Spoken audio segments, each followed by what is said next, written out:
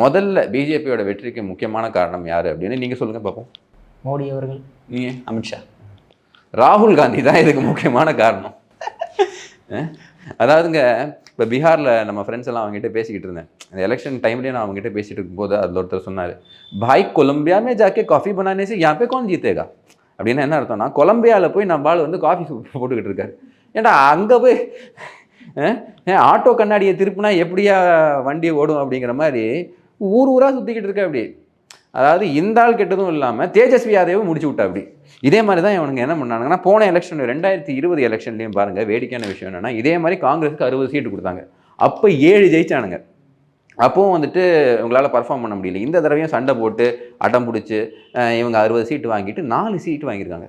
அப்போ தேஜஸ்வி யாதவ் கிட்டத்தட்ட 3 மாதம் 4 மாதம் அவர் கருத்தியல் ரீதியாக நமக்கு என்ன டிஃப்ரென்ஸ் இருந்தாலும் 3 மாதம் 4 மாதம் அந்த ஆள் கிரவுண்டில் இருந்திருக்கு அப்படி. மகாகட்பந்தனில் லீட் பண்ணணும்னு சொல்லிட்டு அங்கெல்லாம் போகிறாரு. இவர் வந்து ஓட்சோரி வெங்காயச்சோரி அப்படின்னு பேசிட்டு மக்களுக்கு யாருக்குமே அது வந்துட்டு ஒரு பெரிய ஒரு ஈடுபாடே கிடையாது. என்னையா ஓட்டுச்சோரி, என்ன ஓட்டுச்சோரி சொல்கிறேன், நீங்கள் தோத்துக்கிட்டே இருக்கீங்க, அதனால் வந்து எலெக்ஷன் மெக்கானிசம் மேலே டவுட்டு வைக்கிறீங்களா அப்படின்னு இப்போ இருக்கக்கூடிய பீகார் இருக்குது பார்த்தீங்களா, ரொம்பவே அவேரான பீகாராக இருக்குது.